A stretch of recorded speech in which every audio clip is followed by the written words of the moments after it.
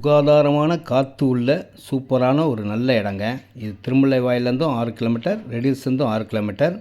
புழலேரியோட back side வரும். இந்த கனரா பேங்க்லேருந்து கொஞ்சம் தூரத்துலேயே இருக்கக்கூடிய ஒரு சூப்பர் லேண்ட்.